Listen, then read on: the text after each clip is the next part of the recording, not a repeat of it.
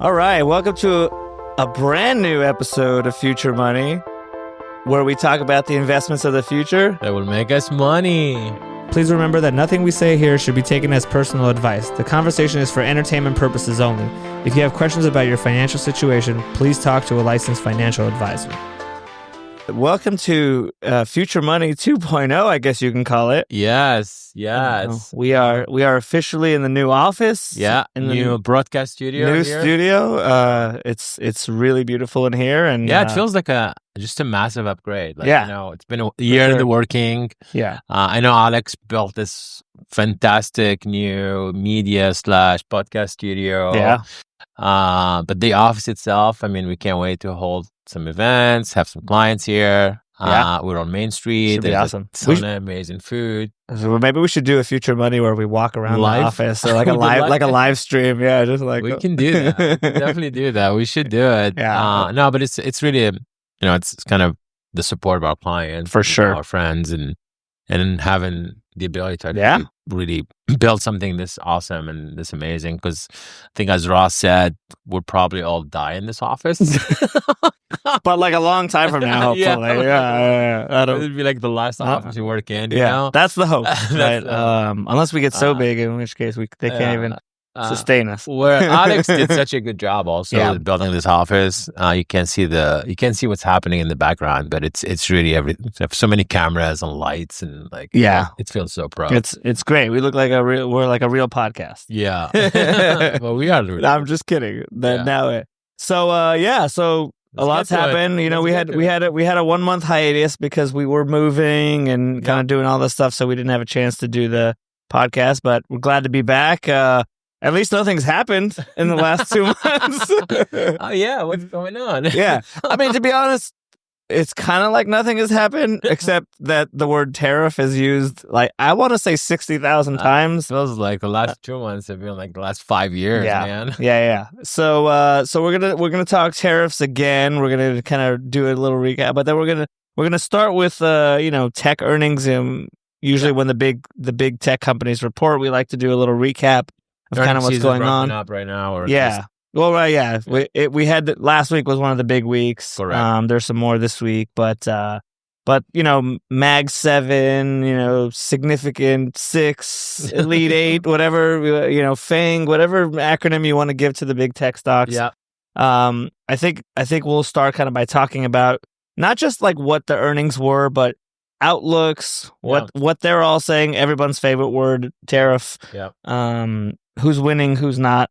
So I think we'll start with the earnings because tariffs are a bit depressing. Yeah. Well, I mean, to be fair, every earnings call talks about tariffs. Yeah. So we will incorporate that as well. I mean, we're recording on May 7th today, right? Yeah. Right off hot off the press this morning. Basically, Eddie Q, Senior Vice President of Software at Apple, in a deposition has said that they will not renew their agreement with Google. At least they may not renew their $20 billion a year agreement. So Google pays Apple $20 billion a year, roughly, just to have Google search on Safari on the bar iPhone itself, right? So like when you type in stuff into the search bar, right? It's on Google. The iPhone. Yeah, exactly. Right. Versus like using the Google app. The easiest $20 billion Apple ever made. Yeah. Right? So implications for both companies. Yeah, because Google is down like 7 or 8% on this news. Correct. Apple's down a couple percent on this news. Yeah. What was interesting also is that Apple said that for the first time ever, Google search is down. Correct. So the reason why this agreement has been kind of challenged by antitrust is basically what it does is drives traffic to Google because, iPhone users are usually wealthier, so they have more spending power, drives better traffic to the Google kind of ecosystem. And Apple just makes $20 billion for having Google on their search. So it's like, it's a marriage of convenience, if you want to call it. Sure. And there's been a lot of antitrust issues around it. And the last antitrust case is basically challenging this whole agreement. And it just says that, it's a monopoly power that Google is exerting and Apple is allowing for Google to have. And also, I think it's a testament of this new AI search, right? Yes. Like, you know. And Apple's saying they're going to focus more on it because they are saying like it's an interesting time in this antitrust case, right? This has been going on for years. But it's interesting that it's actually has been in court during the rise of AI search. Right. So the whole premise of the antitrust suit, right, is that Google's a monopoly. They dominate search. Chrome, right, the default browser on all Android. And basically search is, you know, most of Google's business. But in a time where they're actually starting to lose market share, right? Not just right, like it started before AI. They were losing market share to advertisers on Amazon, you know, on Meta, all these platforms that you can now advertise on and maybe get a little more bang. Like I would say bang for your buck because Google cost is very high comparative to those other ones. And now we have AI. And they specifically mentioned Perplexity and Anthropic and ChatGPT. Yeah. So it's not the antitrust case that's actually breaking this marriage of convenience. Yeah. Basically, this divorce is happening because AI, it's disruption, right? And this is kind of what's cool about technology is like sometimes new technology comes in and people changes how we do things. I mean, you and I use AI search a lot more all than the time. we use Google search this time, right? And I think that's for most people. And that's been my argument about, like, you know, there's great stuff in Google. Obviously, it trades very cheaply. It's the cheapest of the Mag 7 stocks. But this is part of, you know, the reason is, one is the antitrust case. But two is the fact that, you know, 3 years ago, if you were going to search something, you wouldn't even say search. You would just say Google it, right? Like, you know, it's not even it wasn't even a question. And while people still Google things all the time, even if, you know, if 99% of your searches were through Google before this, maybe it's 80% now, but that's a huge hit still to Google. It's massive, right? It's massive, if Gemini has sort of not kept up with the other ones, and while I think it's good, even me, like when you Google something, half the time I just look at the AI summary at the top, right? You know what I mean?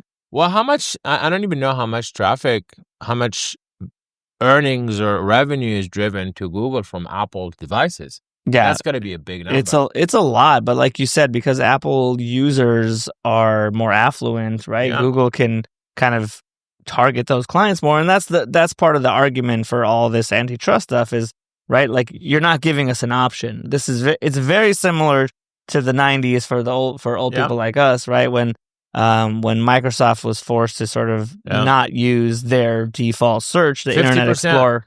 50%, just looked it up. Yeah, 50% of traffic comes from iOS devices. Yeah, that's a pretty big number. I mean, that's crazy. Yeah. And so that said, it's interesting because, you know, we kind of talk about the earnings. The Google before today was actually kind of one of the winners in earnings this period. They had really good numbers. Their search numbers were actually better than expected. You know, their Google Cloud was a little disappointing, but their numbers were better than people expected. Right. And that's part of, like, right, when you're doing earnings, like quarterly earnings, this is why they're hard. Right. He's like, if the expectations are low, then you can easily beat. And so you might have a number that's not even amazing, but you still go up because I think Google is like suffering from the innovator's dilemma, right? Like they have to disrupt themselves to be able to kind of embrace AI. And Gemini, frankly, was a little bit behind, which is Google's AI kind of initiatives. But now it's picking up, and I think Google is getting serious about AI. Totally. And cloud will be, I think, big benefactor from this because it's just a big business. And I mean, and Google has some of the best engineers in the world. It's just as simple as that, you know? Totally. So speaking of cloud, I think the biggest winner during this earnings season, you know, cloud AI was Microsoft. Right. Microsoft's numbers were amazing. 33% growth. On a company that does almost $400 billion. It's crazy. Like, this is a $3 trillion company, and they grew by 33%. They became the most valuable company again. Yeah, I mean, it's always this funny race between, you know, it used to be a 2-person race, and now it's a 3-person race with NVIDIA, Apple, Microsoft. interestingly, all in the technology sector. Yeah, I mean, Azure did almost $27 billion in revenue for the quarter with 33% growth. It's just insane. And so the AI opportunity for Microsoft is still really big. They were kind of the laggard over the last year as far as their performance, but they report great numbers, and stock's up 10%. Yeah. And so their management has just been amazing, and I'm interested to see what happens in the future with this. They sort of started out as big supporters of OpenAI and ChatGPT. Well, that whole partnership is somehow not going too well. It's souring. That's what I'm saying. Like it's kind of this both became successful because of Microsoft, and now Sam Altman at OpenAI and Microsoft. Well, that distribution that you get through Microsoft, right? It's just insane. Yeah, and so Microsoft was great. Their numbers are huge. Yeah, but I think we go into every earnings season. I think ChatGPT came out 2 years ago now, and a little more 2.5 years. 2.5 years ago, yeah. And now we go into every earnings season wondering, is the AI boom happening, not happening? Is it real, right?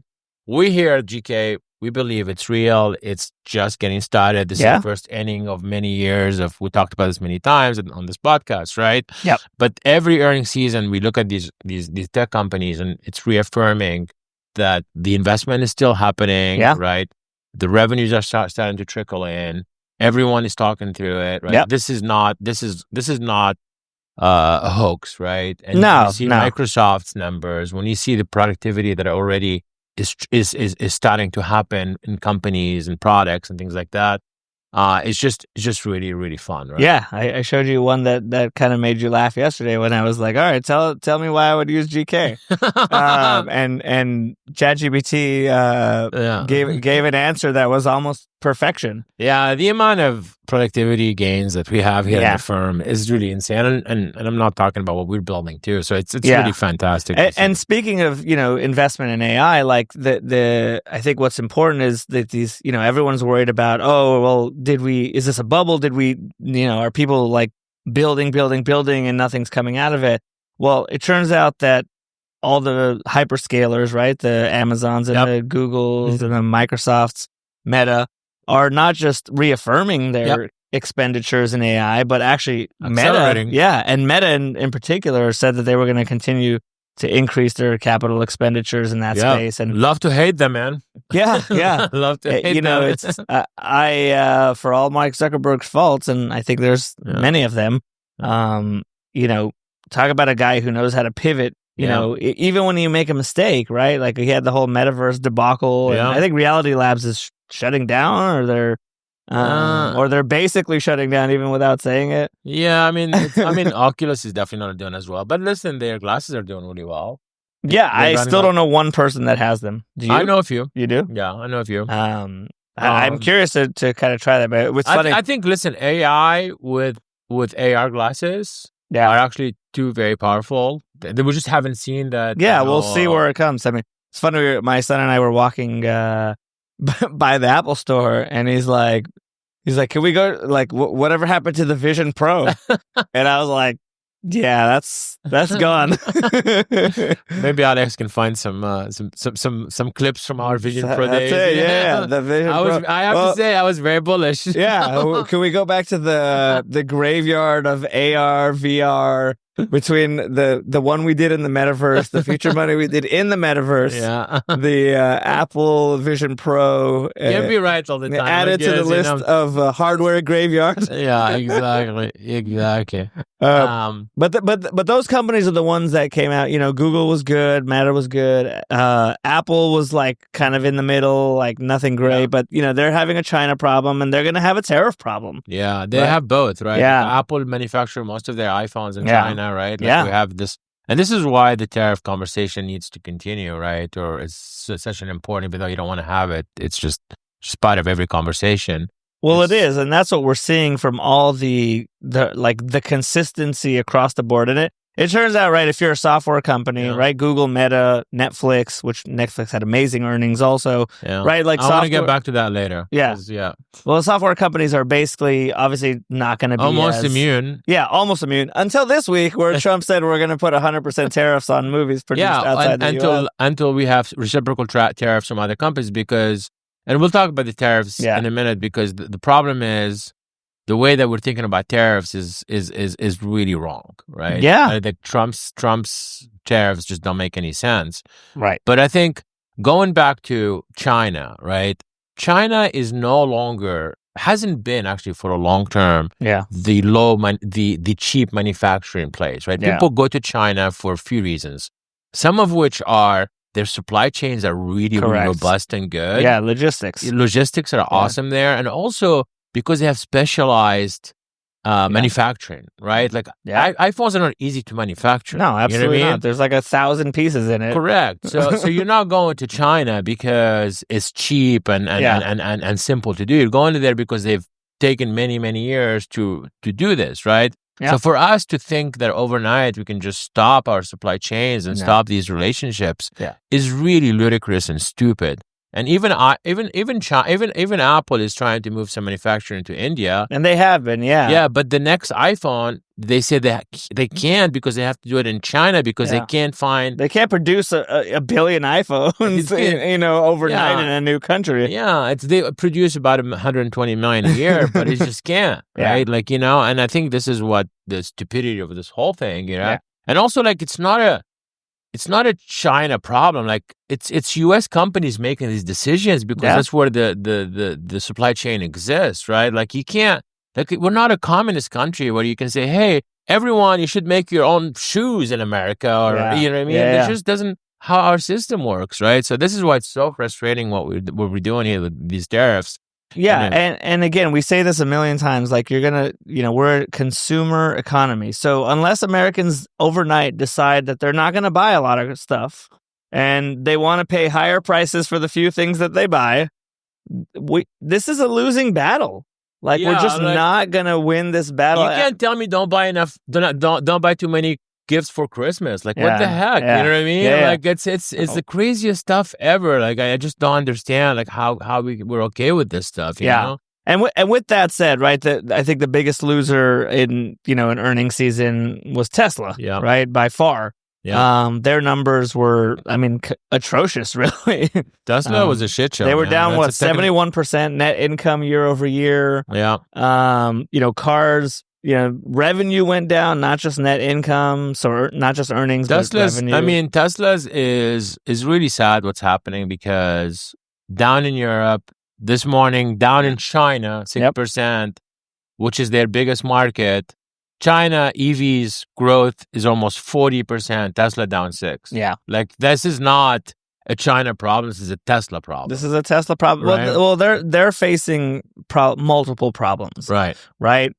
Demand in China because Chinese companies are obviously growing and they're not. Competition is really good there. Yeah. Obviously, I'm sure people in China. This is not verified, but I'm sure people in China know how chummy he is with Trump and are not loving that. So I'm sure that's not going to want them to buy. Listen, brand USA is not doing well anywhere in the world. I mean, in Europe, down 50% across the board. That's crazy. In Europe. And here, obviously there's some parts of the country where people like Elon Musk, but in LA, California is the biggest Tesla market. Yeah, but in Santa Monica, in the Tesla store, I've gone there twice, and twice there's been protests outside the Tesla store. Yeah, it's listen, and we don't want to get into politics, but the reality is, you're a consumer discretionary brand. Yeah, the reality is you're not a politician. You're the CEO of a major company, and you have options now. You have a lot of and then you add the fact that there is slowdown in the economy. So you're already facing some headwinds, right? And then now you're having administration that's really not pro EVs either, right? So that's the other thing too, is everything is not going in that direction. Yeah. Now, to counter that, Elon Musk said he's now basically leaving Doge. Thank God. and going back to Tesla. Yeah. So hopefully he can right the ship there. I know he's damaged the brand a lot. For the record, GK still owns, I think, almost $60 million in Tesla stock. So we have a fairly large. Most of that is because we can't. We have a lot of gains, right? Super high. But we haven't been buying the stock because of these things, right? Yeah. So we need to. The CEO needs to get back to work, and I know I'm going to get a lot of shit from the Tesla lovers, but it is what it is. You know, it's not like this is not our opinion. These are the numbers, right? Like this is what's happened. This is a fact. And on the one thing, they did have the Model Y revamp. Yeah. So maybe that hurt sales even more on that side. Maybe in this next quarter, Model Y sales will go up. Obviously, everyone knows, and I'm not seeing that many out on the street, dude. I've definitely seen some. I mean, they just came out like they're last month. Awesome cars. They are. Didn't you get one? My wife got one. Yeah, your wife got one. Yeah. I call that you. You guys are. Yeah, it's an awesome car. And again, Tesla makes good cars. Depending on what you're looking. They're not luxury cars, but they're good. They're good cars. But they're so that's one thing. But we all know that their big bet is on automation, and if they can make that happen, great. But I still see that as a 5 to 10 year time horizon. The headwinds are the next 12 to 18 months. For sure. And that's really it. Yeah. So we hammered that. Well, and then like I said, Netflix had amazing numbers. Netflix continues to just march all the way up. It's amazing. Just like the king of all media. I mean, their numbers, this is the first quarter they stopped reporting user growth or whatever. And their revenue still went up a ton. And I think with the, live sports coming on, like the innovation is just insane. Like they're just doing such a great job, right? At first it was DVDs, and then they went to streaming, and then they went from streaming to global, right? To the buying local content. Everyone's like, what are you doing? You're buying, Korean shows and Spanish shows, like, and it turned out to be a gold mine for them, and now sports, and we just scratched the surface of sports. I mean, and they talked in their earnings call about the fact that the global viewing audience, they still have a small percentage of that. The TAM, or the total addressable market for Netflix is still massive, and as you said, like Korean content in different places, different kinds of content.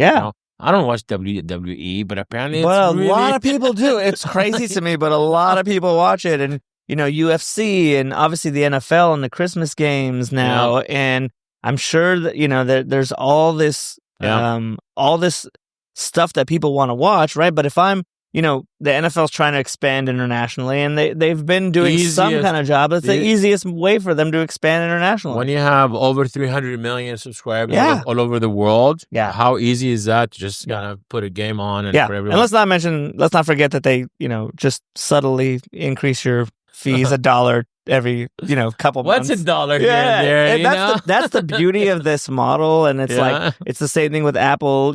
Apple's App Store and all the stuff. App Store is very challenged. App Store, like it is.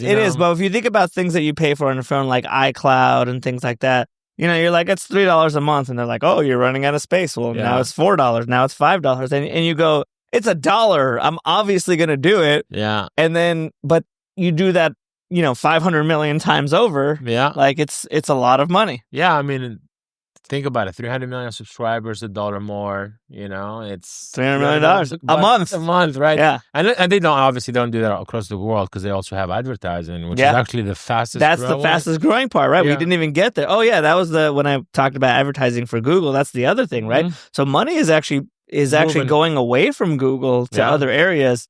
Even though Google's ad numbers were actually very good still. Yeah. But also that's what Meta, I think, is doing well, because targeting advertising, AI, it's really working really well on how they use an AI to manage better targeting. For sure. But you're absolutely, there's different places for people to advertise that are just a lot more efficient than just putting a blue link in Google. In Google, totally. That's the reality, and I think expect AI advertising soon too. Expect 100%. To roll out some kind of advertising at some point. I was trying to do this exercise where I went back to to try to find old Google from 2003, and what the websites look like. Like they were just basic links. There was not all this other random, stuff all over the place. Yeah. And that's what we're headed for ChatGPT. You're watching sports. Everybody's got advertisements on their jerseys. Everybody's got advertisements on on the walls. Like ads are the like sort of the in between. It's of everything. Yeah.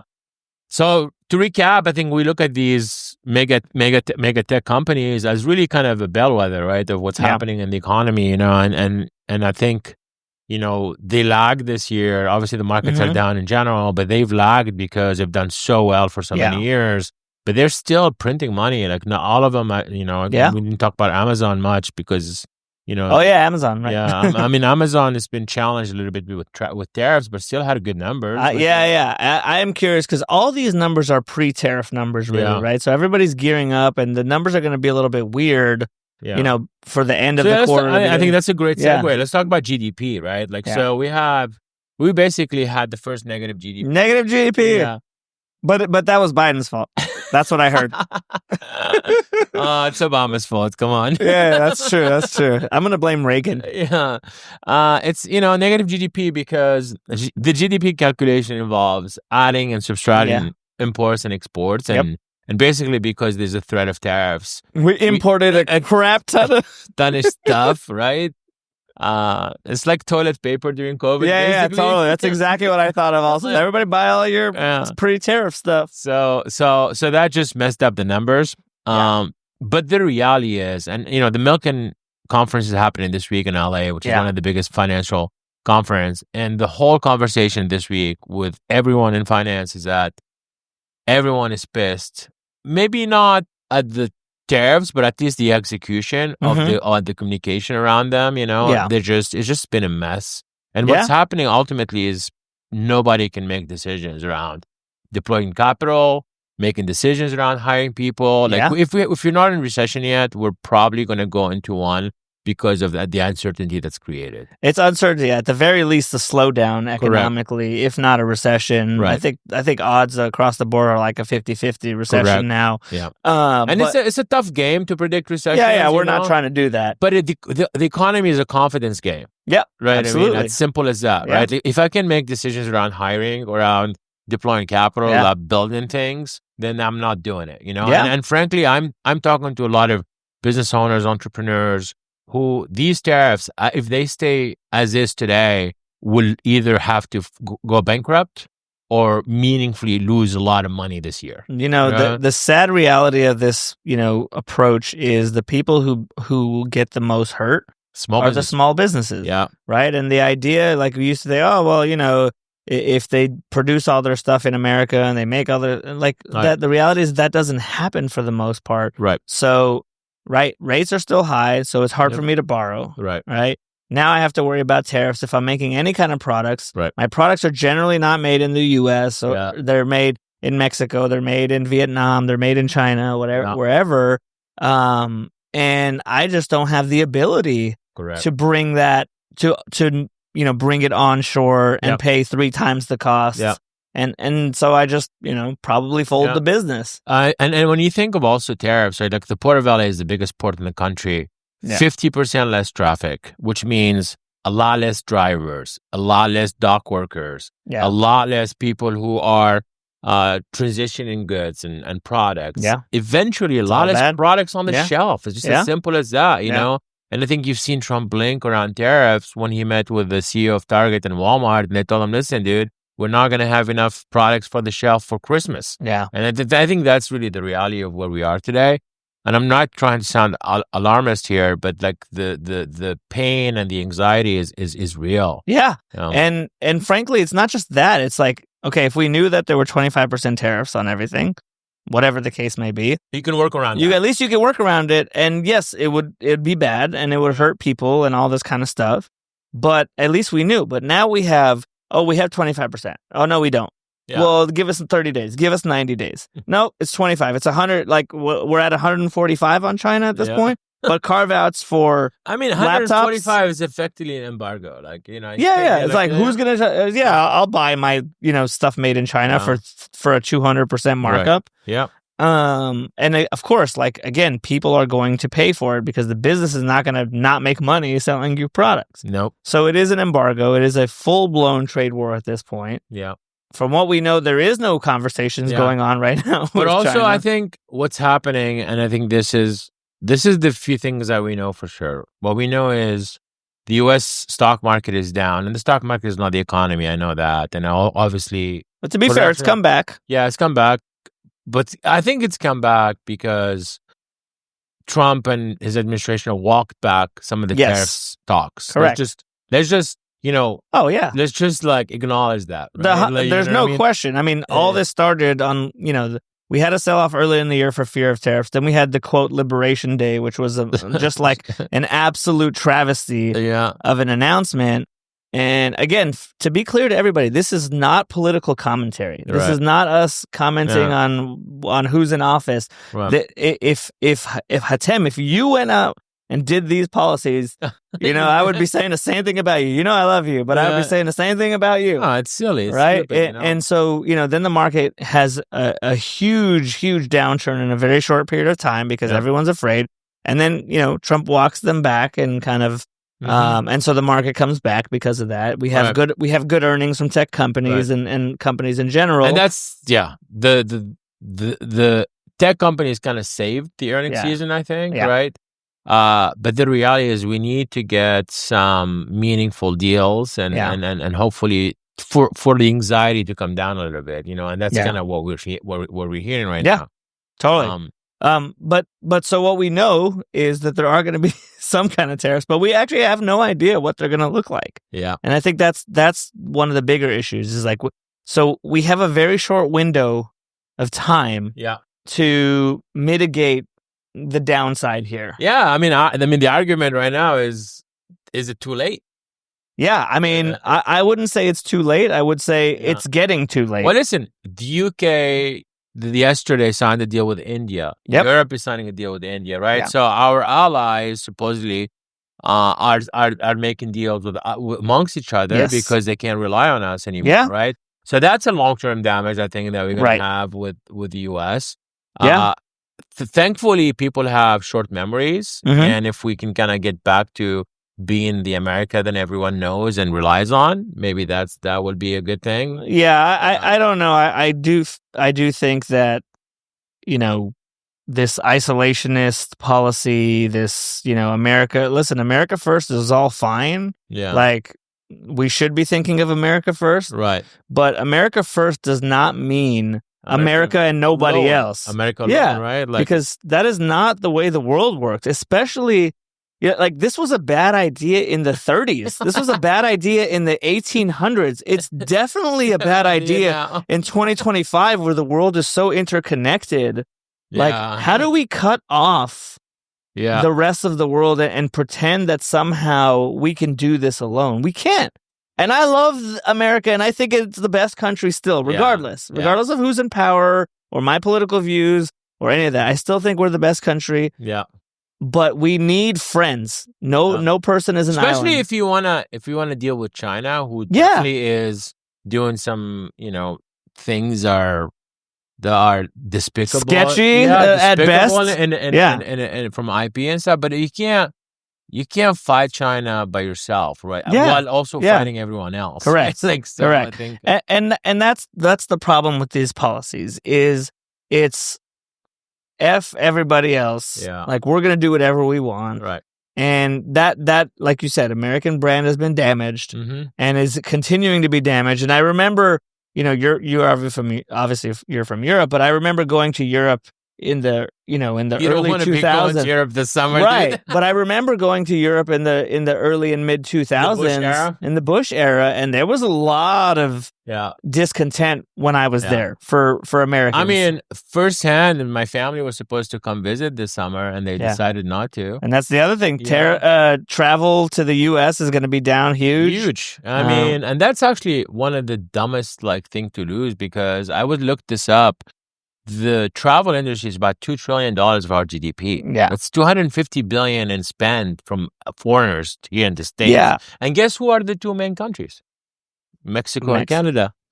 Well, that would make sense. Proximity. Right? And that's what I'm saying. It makes no sense to pick a fight with Canada. Yeah. This makes no sense. No. You know what I mean? Honestly, I watched. By the way, it's his trade deal. He made this trade deal in 2017. Yeah. You know what I mean? Yeah. It's a sad state of affairs. It's just, and again, I don't understand what the end goal is. Yeah. Like, we're not going to make up our money in tariffs. Yeah. We're just not. No, Like, it's not. The math just doesn't work in any way, shape. I don't care what fake variables you use. I'm depressed, man, talking about all this shit. So again, the good news is I still think we have a window of time Totally.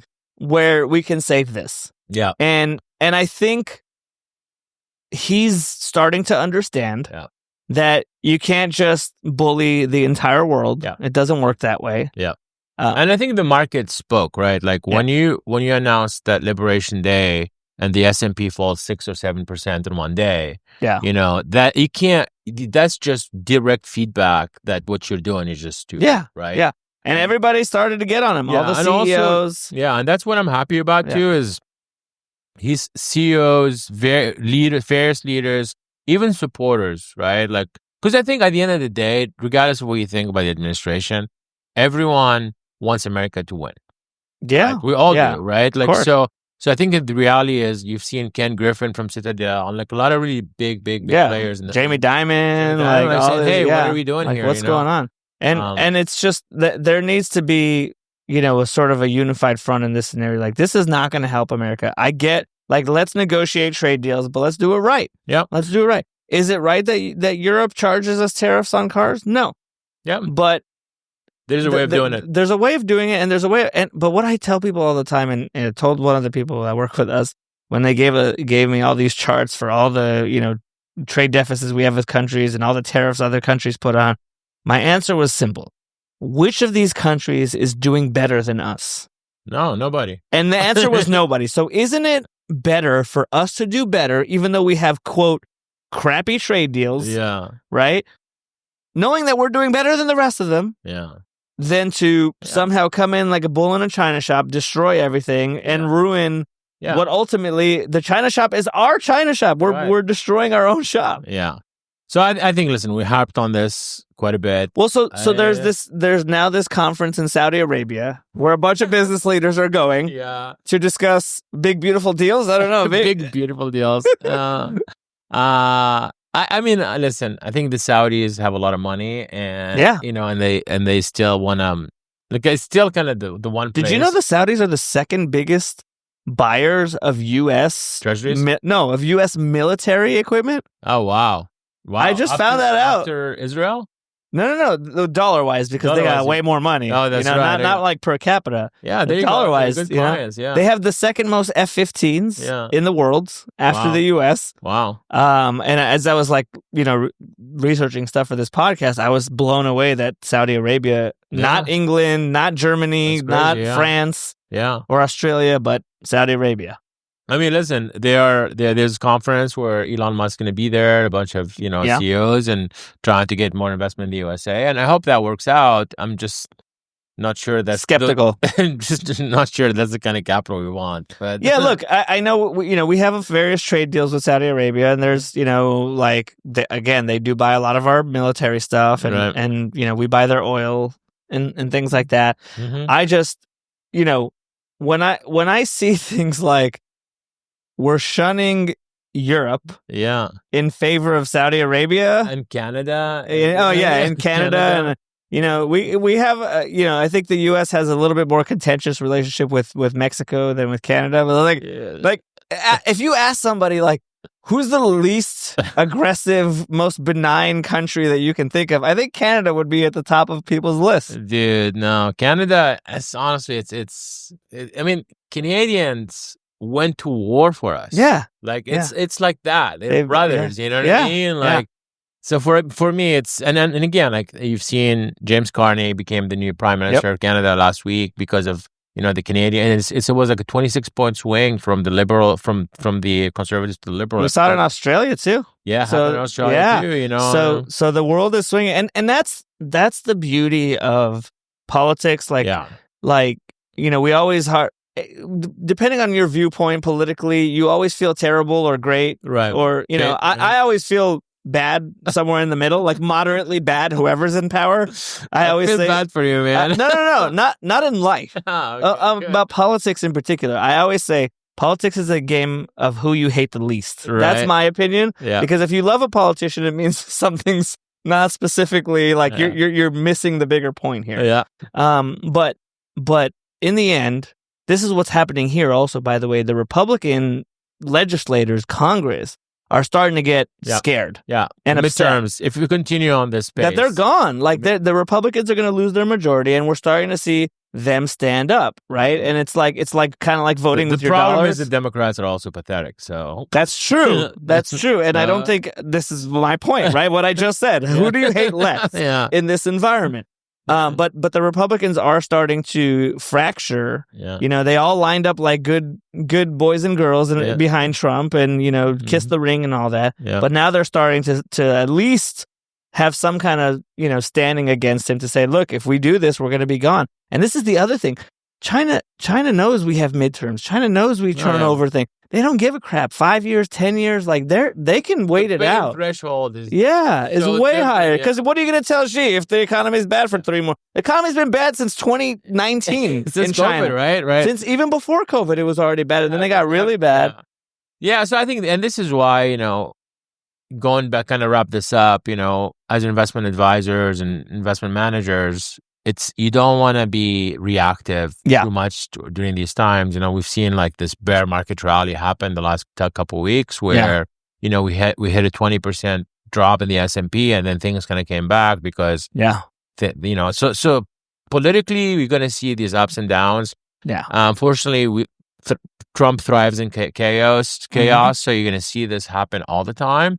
But you can't really put your investment strategy based on that. You just have to think long term. Long term, because whether and long term is not 2 years. Yeah, long term is 10 years plus. Yeah, right.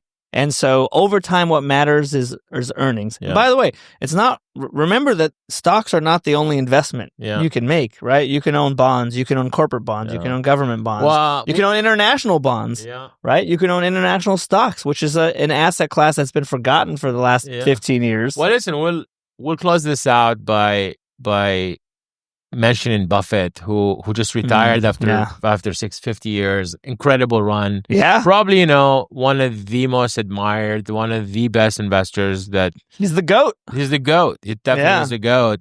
But, what Buffett always said is... Bet on America. Yeah, bet on America. Never bet against America. Yeah. That's what he said. And I think that's really what you want to think about. And also... never think about politics. Like, this is not, you're buying businesses for the long term. Correct. You're buying businesses. That's what's very important here. You're buying businesses.